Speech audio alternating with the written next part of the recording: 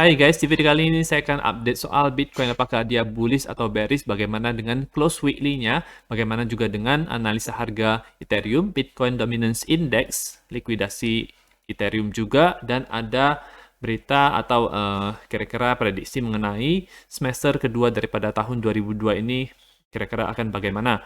Nama saya Kelby dan saya menyajikan informasi seputar fundamental, technical, dan on-chain analysis. Tonton video ini sampai akhir agar informasi yang lengkap dan bermanfaat. Klik like dan subscribe untuk mendukung channel saya.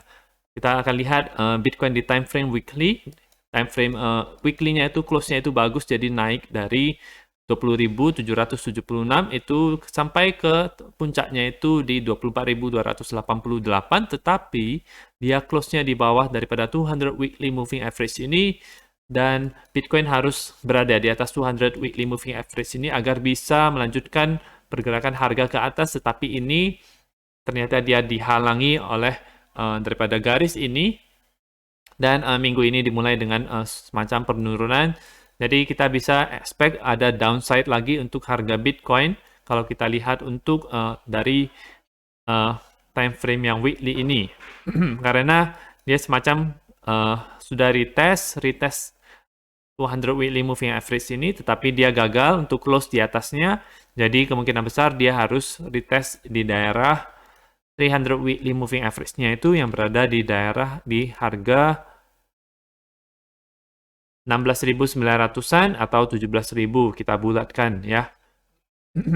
Dan untuk time frame daily-nya itu dari tanggal 20 Juli itu dia turun terus, dan meskipun kemarin itu ada kenaikan sedikit, tetapi tidak terlalu signifikan. Kalau kita lihat tidak ada engulfing candle yang menutupi daerah ini. Kemudian hari ini dimulai dengan semacam penurunan. Di opennya dari 22.500-an, sekarang berada di daerah 22.200-an. Time frame yang kita lihat indikatornya dulu. Untuk RSI-nya dia sedang retest daerah 50. Ini MACD-nya kemungkinan akan ada cross dalam beberapa hari ke depan, dan market cipher ini masih bearish. Time frame 4 jam bagaimana? Time frame 4 jam dapat kita lihat bahwa ini adalah semacam pola bull flag atau pola falling wedge, kita juga bisa katakan seperti itu, di mana ini sebenarnya pola yang bullish. Kalau kita misalnya dia terjadi breakout daripada pola bull flag ini ke atas, maka dia bisa ke daerah 26.800-an. Namun kalau misalnya ke bawah, maka kita akan menggunakan level-level Fibonacci sebagai target-target harganya. Yang sangat mungkin itu adalah, pertama adalah 21.700, di sini tepat dengan garis support di pola bull flag ini. Kalau misalnya dia tembus ke bawah, maka dia bisa ke Fibonacci Golden Pocket-nya di 21.000, dan kadang-kadang juga harga Bitcoin harus ke 78,6-nya, itu ke 20.300. Tetap sama dengan analisa-analisa kemarin, Bitcoin tidak boleh berada di bawah 19.300 atau di bawah 18.600. Kalau tidak, dia bisa akan meretest di daerah 17.000, yaitu low daripada tahun ini, dan bahkan bisa ke daerah yang lebih bawah lagi. Kita tahu bahwa di 300 weekly moving average itu ada support yang kuat di harga 17.000, jadi itu bisa kemungkinan bisa ke daerah situ ya. Menjelang FOMC meeting juga akan terjadi di hari Rabu nanti. Kemungkinan besar The Fed masih akan tetap menaikkan suku bunganya minimal 75 basis point, dan ada juga kesempatan di mana mereka akan menaikkan sebesar 100 basis point juga untuk bulan ini. Jadi itu mungkin akan memberikan semacam ketakutan kepada para investor, dan trader juga akan expect-nya akan ke bawah dulu, apalagi ini ada beberapa 1, 2, 3 lower high di sini, meskipun dia masih berada di dalam pattern bull flag-nya, jadi belum fix bahwa ini akan benar-benar bearish ke daerah 17 ribuan. Kita masih harus memantau pergerakan harga Bitcoin itu bagaimana. Untuk indikatornya, ini sebenarnya bearish karena berada di bawah 50, kemudian MACD juga dia histogramnya mulai ke bawah lagi, mulai lagi ada merah yang tebal, dan garisnya juga, garis ininya juga mengarah ke bawah. Ada red dot di sini, yang merupakan pertanda bahwa ini bearish untuk time frame 4 jam juga. Untuk Ethereum USDT bagaimana? Untuk Ethereum dia masih santai bertahan di daerah 1500-an, ada sempat ke 1660-an, kemudian dia turun sampai ke 1537, atau terjadi penurunan sebesar 7%. Menurut saya dia harus retest dulu di daerah neckline ini di 1276. Dan menurut saya untuk altcoin, kemungkinan dia akan lebih kuat dibandingkan dengan Bitcoin, dan Bitcoin masih ada potensi untuk membentuk lower low di sini. Jadi turun sampai ke daerah sini, test, dan lebih low daripada ini. Tetapi untuk altcoin sendiri, dia kemungkinan besar bisa membentuk higher low. Jadi mungkin bisa bounce dari sini, mungkin bisa bounce dari area-area di sekitar sini. Ada juga ini di demand zone yang sangat jelas sekali terbentuk di sini. Ini itu bisa menjadi daerah untuk buy ya teman-teman. Demand zone, jadi kemungkinan besar bisa bounce dari situ. Kalau kita cek untuk Fibonacci-nya bagaimana, ini berada di daerah Fibonacci 50. Jadi ada kemungkinan dia akan bounce dari sini, setelah itu dia naik ke harga yang lebih tinggi lagi, ke daerah sekitar harga 1700-an, dan mungkin untuk wave yang kali ini dia bisa selesai di sekitar mungkin harga 2000-an. Habis itu akan turun lagi. Ya, itu hanya prediksi secara kasar saja. Menurut saya dia harus ke daerah ini. Ini ada demand zone yang cukup jelas di sini ya.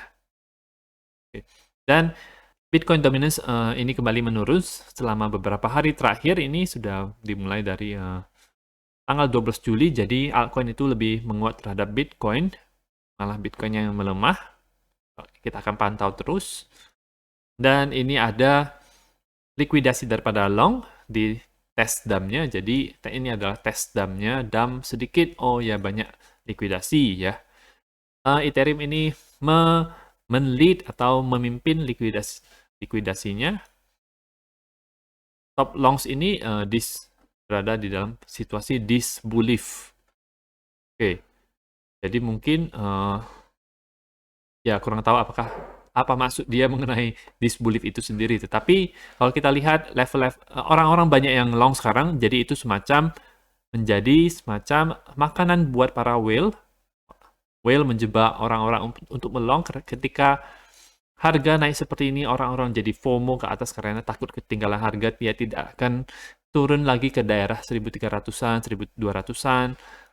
Jadi orang-orang mulai ngelong dan membeli Ethereum untuk spot sebenarnya aman, tetapi untuk futures, orang-orang untuk futures sebenarnya cukup berbahaya karena ini juga indikatornya lagi berada di daerah dekat dengan situasi overbought, dan ada juga bearish divergence yang cukup jelas di sini. Jadi kemungkinan besar dia akan ke arah bawah dulu apakah. Dan ini juga sekarang harga Bitcoin itu sudah akan meretest 21.969. Ini adalah garis neckline yang cukup penting, di mana dia harus turun dari sini, kemudian dia retest, habis itu kemungkinan besar dia akan ke bawah dari situ. Tapi bisa ada kemungkinan untuk bounce juga. Jadi penurunan Bitcoin ini akan melemahkan sebagian besar altcoin. Altcoin akan turun bersama Bitcoin.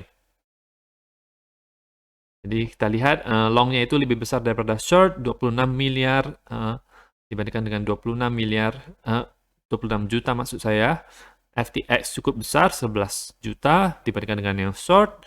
Orang-orang sudah mulai merasa bullish, jadi itu dijadikan sebagai makanan buat para whale. Whale langsung mendam dan mereka bisa mendapatkan banyak uang dari situ. Dan namun kita akan lihat untuk semester kedua daripada 2022 ini kemungkinan akan bullish untuk harga Bitcoin dan harga saham. Ini karena alasan daripada partai-partai di mana mereka akan mau agar partainya itu kuat untuk election berikutnya, kemungkinan di tahun 2024. Jadi mereka akan mengeluarkan berbagai cara untuk meningkatkan elektabilitasnya itu, meningkatkan daya tarik dari citizennya atau penduduknya itu terhadap Partai Demokrat, karena Partai Demokrat yang presidennya sedang berkuasa sekarang ini. Jadi sangat besar kemungkinan bahwa akan ada stimulus, akan ada berita-berita yang baik mengenai ekonomi, harga-harga barang akan turun, harga-harga saham akhirnya nanti bisa naik. Jadi itu membuat orang-orang senang, merasa relief. Jadi sudah akhirnya harga bisa turun.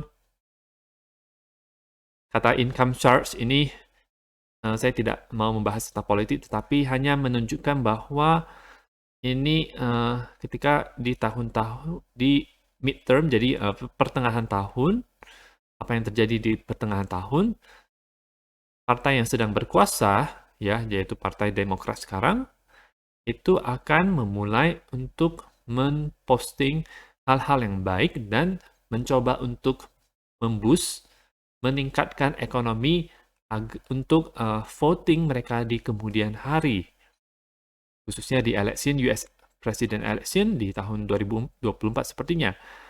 Kedua partai tersebut melakukannya sepanjang sejarah. Sehingga sangat baik sekali bagi kita kalau misalnya kita mengikuti hal ini, sangat cerdas kalau kita ikut dalam midterm rally pump ini. Dan ini sudah terjadi sejak tahun 1933. Kita lihat kalau ini ada tweet daripada Presiden Biden, tentu saja bukan dia yang menulisnya, tetapi ada staffnya yang menulisnya, karena situasi dia yang tidak memungkinkan untuk melakukan tweet, pasti karena dia sibuk, dan alasan kesehatan juga. Harga-harga gas atau harga-harga minyak itu mulai menurun dan di kecepatan yang kita belum pernah lihat sebelumnya dalam 10 tahun terakhir ini. Kita akan terus berusaha untuk merendahkan harganya lebih jauh lagi. Jadi ini adalah semacam berita yang bagus untuk ekonomi dan orang-orang bisa ada relief, akhirnya bisa lebih lega sedikit, ada ruang sedikit untuk bisa melakukan hal yang lain, bisa berbelanja lagi. Jadi kemungkinan besar untuk tahun semester 2 daripada tahun 2022 ini, harga-harga barang bisa lebih rendah dan konsumsi daripada produk-produk itu kemungkinan juga bisa lebih tinggi karena harga-harga barang sudah rendah, orang-orang mau belanja, apalagi nanti ada menjelang Natal dan Tahun Baru, itu juga akan menjadi semacam daerah puncaknya untuk terjadi penurunan harga tersebut, ya, karena bakal banyak diskon dan itu akan membuat warga itu senang. Jadi mereka akan melakukan hal ini sangat